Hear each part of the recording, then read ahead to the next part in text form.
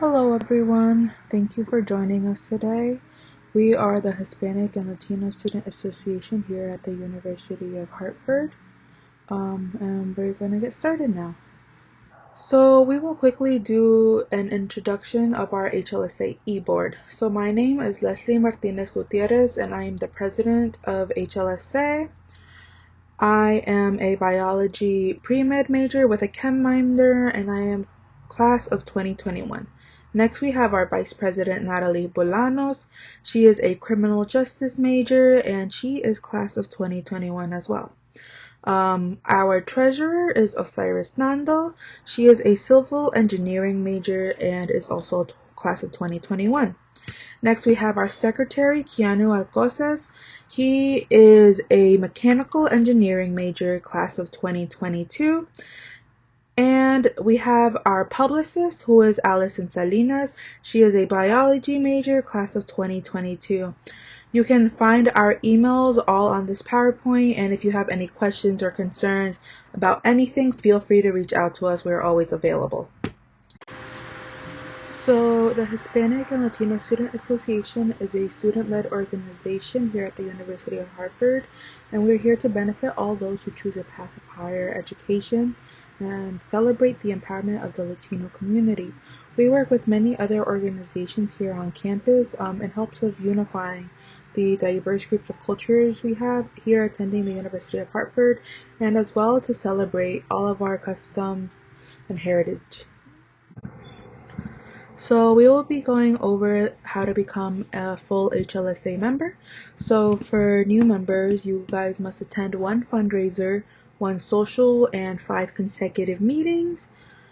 For returning members, you should attend one fundraiser, one social, and 3 consecutive meetings. These are our new guidelines given the whole COVID-19 pandemic, and we understand that we're all going through a hard time, so if you can't always make it, it's okay. As long as you reach out to us and let us know that you're still interested, we're willing to work around it. As for our meetings, we hold our meetings every Wednesday from 1 to 2, and we hold them in a hybrid way where we have our meetings online and in person at the same time. So if you would like to attend our meetings, you can join online through our Zoom link, which is in our Instagram bio. And you can also come in person where we hold our meetings in GSU room 341. That's on the upstairs, the 3rd floor of GSU. So next we will talk about some of the perks that come with becoming a full HLSA member. So one, of course, you create great connections and interactions with people who have similar ethnic backgrounds. I met some of the most amazing people in HLSA, and I'm glad I had met them because they really helped me navigate my way through college, and I just love them all. We've become such a close familia, which I really appreciate. You also gain a lot of great leadership experience as we do a lot of volunteering, and we also hold a lot of events, so we give people the opportunity to pick up leadership roles in those. We provide seniors with free HLSA graduation stoles. As you can see, 2 years ago's graduation stole is this one that's presented in the picture. It's really cute. It's like a serape. We also give members free tickets to Latin Night. Latin Night is our big celebration during the spring semester where we celebrate just our heritage and culture through food, music, and performances, and it's just a really fun night. Also, full members are able to become to hold an e-board position after being a member for a year. So yeah. So now we're just gonna go over some events that we've done in the past. So these are just some pictures of Latin Night. As I said before, we hold Latin Night at the end of every spring semester. And this is just a big celebration that we hold in the GSU cafeteria where we showcase our Hispanic culture through food. We have some performances, we have an open dance floor, and it's just a fun time for everyone. So that's Latin night. So another thing that we do is book buddies, and this is a program that we've reinstated. And essentially what we do is that we use all of the proceeds we collect from Latin night, and we use those to buy books. And these books, what we do is we bring them to a Hartford public school and we give them out to children. So it's free for them, so they have access to books. And if we get a chance, we'll sometimes read to them and hang out with them in their classrooms. And it's just a really great time to interact with the children. So another big volunteering thing that we've done is helping out at the Hartford Public Library. So we would gather a bunch of our members and head over to the library where we would meet with these kids about every week or every other week, and essentially help them out with their schoolwork and things like that. These were all high school students that have just recently arrived to the country, so they're still learning English and things like that, so they just need a little extra help. So that is what we used to do with them. We also held our own kind of campus tour where we let them view the campus and talk to them about the financial aid process, the college application process, and we also try to do it in both English and Spanish to make sure that we got everyone to understand. So that was a really big thing that we did. So yeah. And we also have our socials, which we like to call familia time, because it's just a bunch of us like getting together and going out to eat usually, because we all love food and we all like try different types of foods and things like that. But essentially it's just we all hang out and just like get to know each other and build that close bond. So yeah, here's some pictures of things we've done. We've gone out to eat, and yeah, it's just a fun time to get to know everybody and create those connections with all of our members. And now for what you all have been waiting for, pasa el plato. So we will be teaching you guys today how to make a traditional Hispanic dish, and it's arroz con pollo. So I hope you guys enjoy it, learn a lot, and get to make this food at your home and enjoy it. Thank you.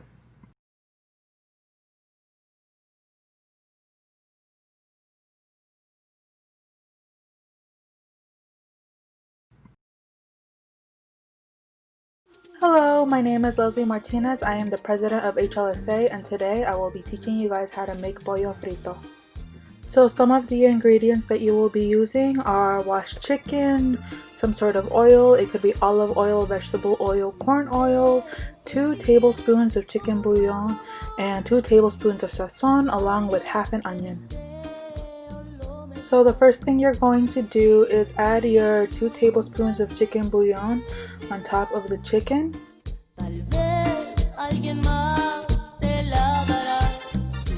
Then you will be adding your 2 tablespoons of sazon.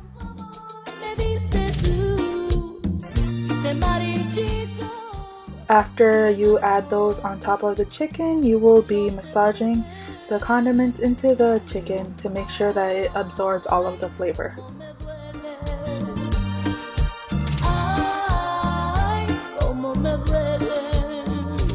After you are done massaging all of the condiments into the chicken, you're going to cover it up with plastic wrap, and then you will put it in the fridge for half an hour to let the chicken marinate. While your chicken is marinating in the fridge, you can use this time to cut up your onion half.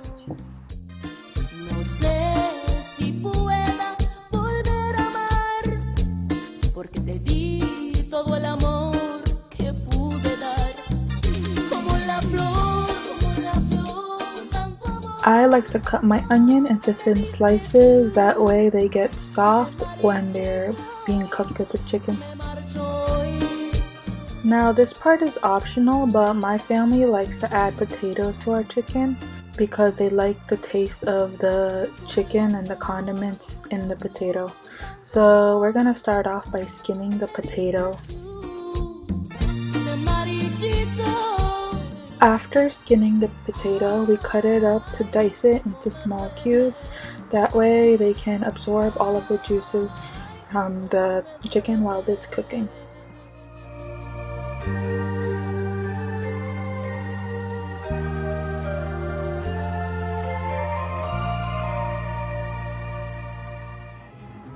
After the half hour is up, you're going to turn on the stove to high heat and you will be pouring in your oil, whichever of your choosing, into a medium-sized pan. And you want to make sure that you get enough oil to cover the bottom of the pan. Once the oil is hot enough, you want to put your chicken into the pan. Make sure that you're careful as some of the oil might jump. Once you have all of your chicken in the pan, you want to cover it up with a lid to make sure that all the heat is trapped inside the pan. After a few minutes, you want to remove the lid and flip your chicken. Make sure to get all of the pieces so that they all cook evenly.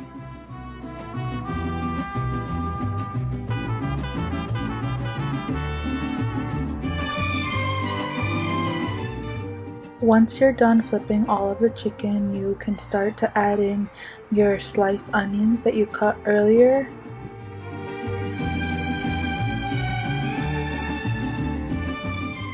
You can also add in your diced potatoes at this time as well. You can then begin to mix around your onions and potatoes to make sure that some of them land in the oil, that way they can cook as well. Once they're done mixing, you can add the lid and just let it sit there and cook for a while. From time to time, you can check back on the chicken and flip it if necessary.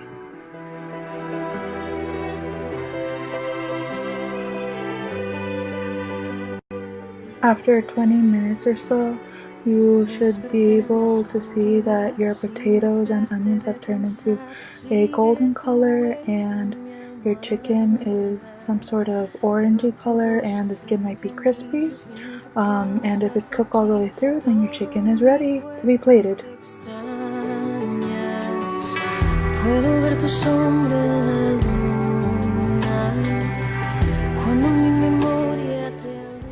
Make sure you get some of the potatoes and onions as well in order to get a little bit more flavor to your dish.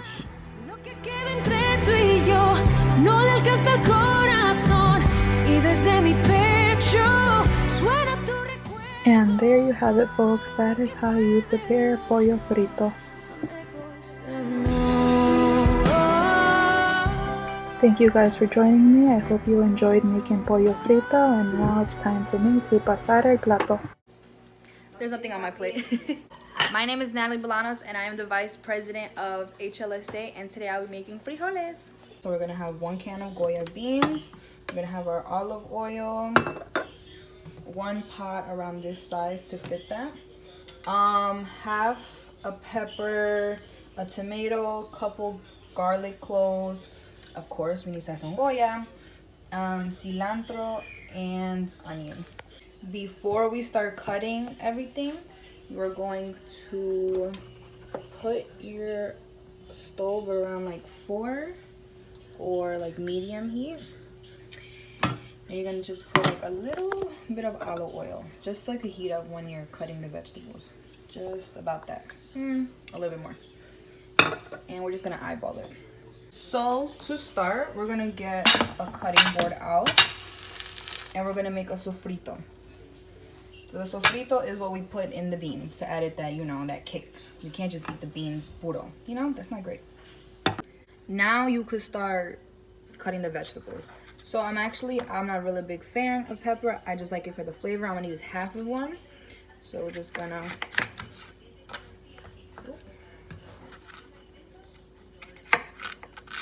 you want to get it like nice and like small pieces, flat. I like to do it in like little tiny pieces. I don't like the pepper flavor, but it adds that little toquecito.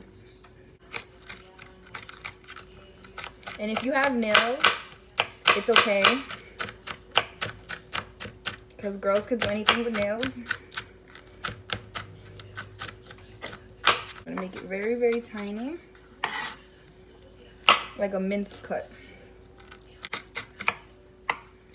Casi me corto. Now we're going to be using half of a tomato. Not too much, so depending how much you're making this for. And be sure to take out the middle. Oh, it's a preference.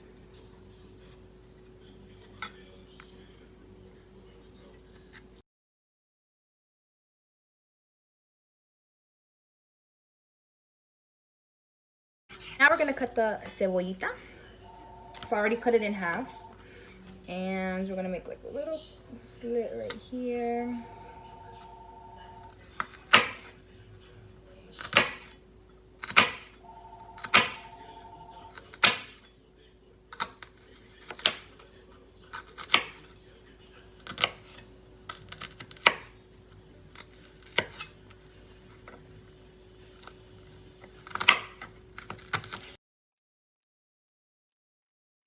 And so they're gonna be all nice and cut like that. And you're gonna go ahead and do it to the other half of the onion. A quick extra little dice.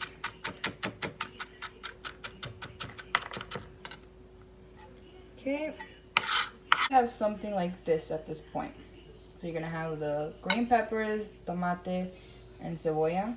Now we're gonna cut the cilantro and the garlic. I'm gonna cut the cilantro. I like to have all of them kind of together on like uniform. Kind of like fold it to get like a nice cut. Ah, one fell out.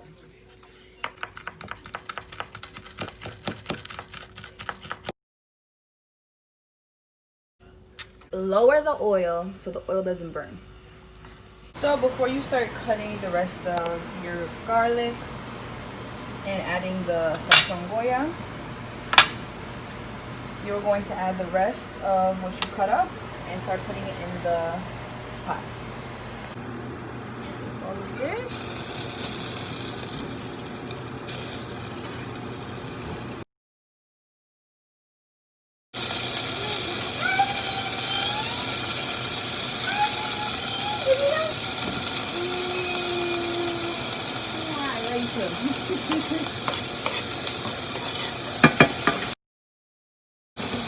Add a little bit more oil. Now we use the garlic.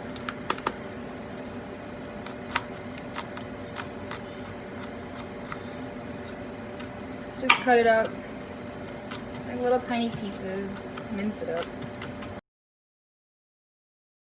And it's supposed to look a little like this. You can go ahead and get like a wooden spoon, move it around. Now we're gonna add our packet of sazon and put it all over the sofrito. So I opened the can, I took that water out, dumped everything out. And now you're gonna add your can, and then you're gonna add a cup of water with the same can. So we're gonna add our beans.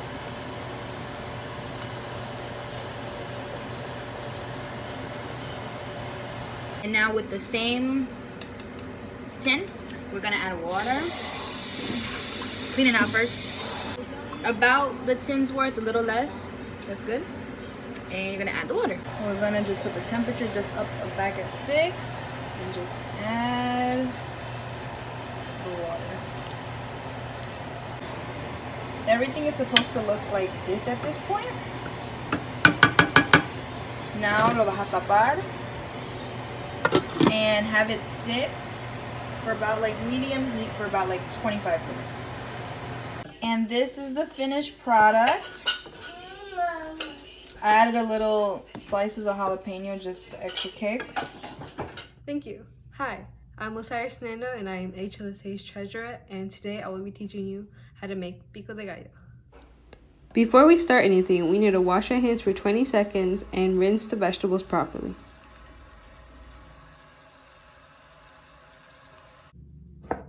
We're going to start with the tomatoes first. I have 1 plum tomato and several grape tomatoes. So the way we're going to cut the tomatoes, are in cubes. For the plum tomatoes, we're gonna cut them vertically and then turn them 90 degrees and cut them vertically again. For the grape tomatoes, we're gonna cut them into fourths. As you can see here, these are the right size cube. If not, it's also a preference, you can also cut them smaller.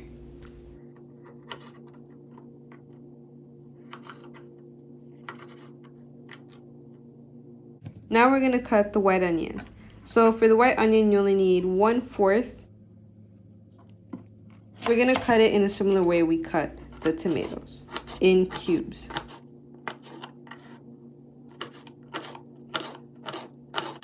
And this is how it should end up. Then we're gonna cut the purple onion. We're gonna have to cut both the bottom and the top in order to have a flat surface. You also need to cut 1/4 of the onion and cut it in the same way you cut the white onion and the other vegetables.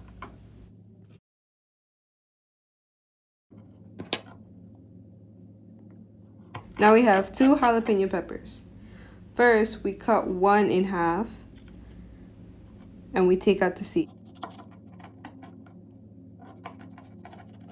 For the other one, you don't have to take out the seeds. In order for it to be less spicy, just have the seeds from one jalapeno pepper.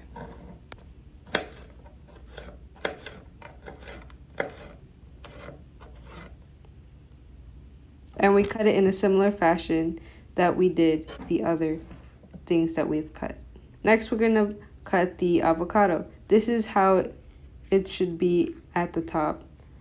If it's a paler green, then it's not ripe.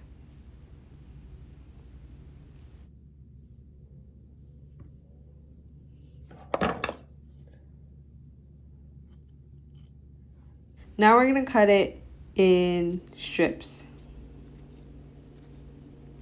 Both, first the vertical way and then the horizontal.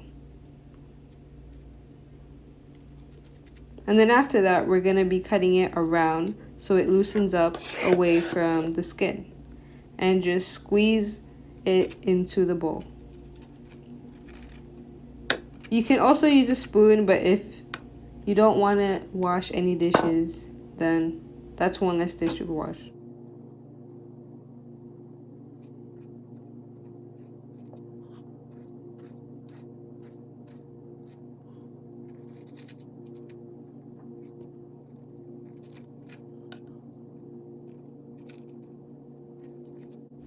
Then just clear up your work area. And then first we're gonna roll the lime to release all the juice inside and cut it in half. Then we're gonna add some salt and then squeeze the lemon.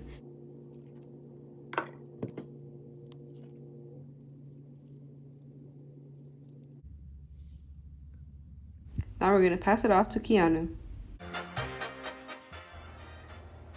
Hello everyone, my name is Keanu. I am the Secretary of HLSA, and today I'll be showing you how to make fried rice. So what you're going to need for this recipe is of course a pan for the rice, vegetable oil or canola oil, whichever, long grain white rice, Heinz tomato sauce, cumin, salt and pepper, a sweet onion, a plum tomato, and garlic. To start off, we're going to prepare the garlic by getting 2 cloves and dicing them.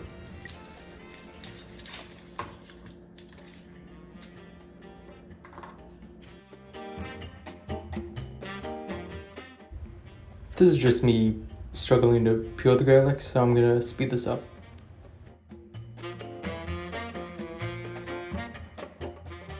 Next, you're going to get the sweet onion. You're going to cut off 1/4 of it and then split that piece in half and peel off the layers.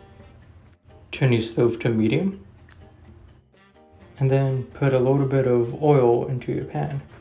You don't want to put too much, just a little bit, and then you're going to want to coat the whole pan.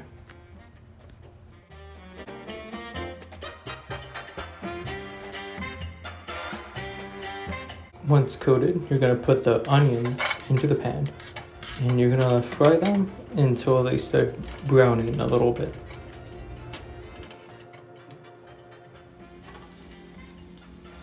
Once you start seeing this browning occur on the edges, next you're going to put in the garlic that we diced up and wait for that to brown while also stirring it.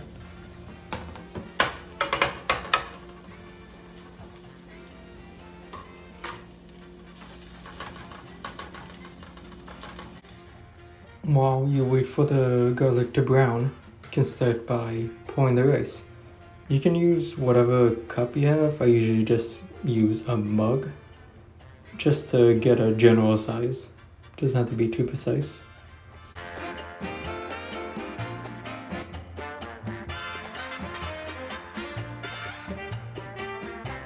With the onion and garlic brown, you can now pour in your rice and you are gonna mix that in and wait until the rice itself starts to brown.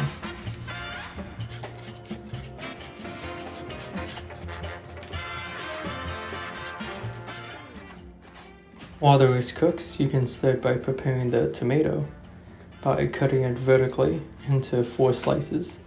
That's gonna help bring some of the juices into the rice and help improve its flavor. Now you can add whatever spices you want to this, but my family just likes to stick with a little bit of salt.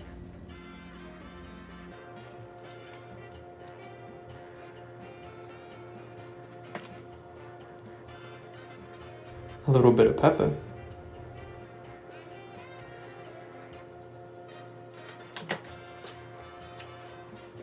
And a whole lot of cumin. That helps gives it its iconic flavor.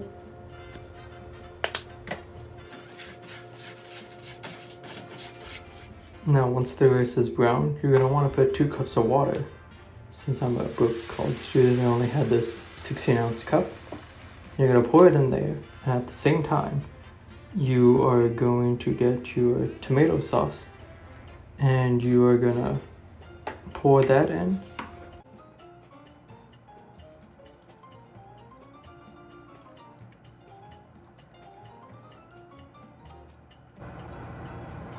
And then you're going to mix it all together, making sure to mix the tomato sauce in the water and making sure you get all the rice coated in the sauce.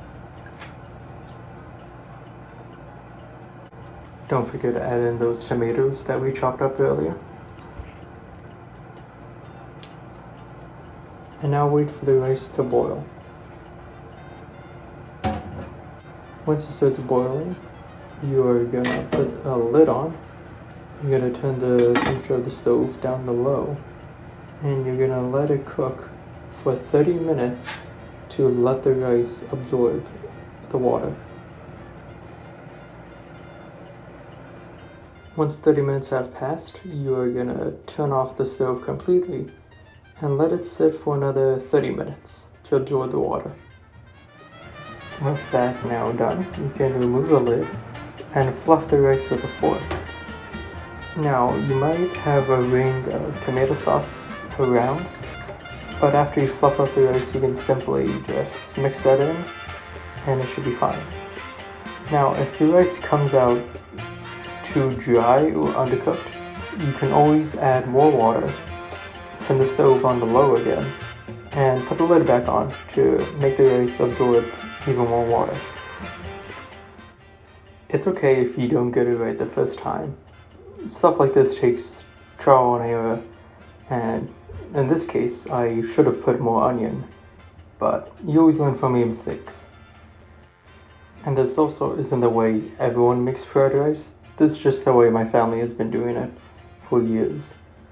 I hope you guys enjoyed seeing me make a very basic and simple recipe, and I will see you guys next time. Hello guys, my name is Ali Salinas and I am the publicist for HLSA, and today I'm going to be showing you guys how to make tostones. All you're going to need is a pan, an oil of your choice, and green plantain. You're gonna start off by filling the pan a little less than halfway with oil and then setting it to medium to high heat. I just set mine to 6. Then you're gonna peel the skin off of the plantain and cut it into pretty thick sections, just like I'm doing here. Then place the plantain into the hot oil carefully. Continue to move around for several minutes until it is an even golden color like you see here.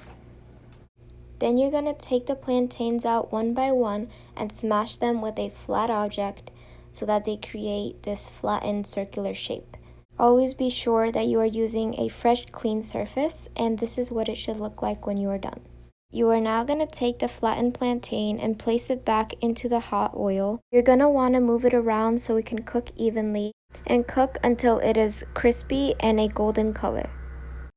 Once you're all done, you're going to want to put them on a paper towel to drain all of the excess oil, and then you're going to sprinkle some salt on top and you are done. That is how you make tostones. Thank you so much for watching our Pasar el Plato video made by the Hispanic and Latino Student Association. Bye!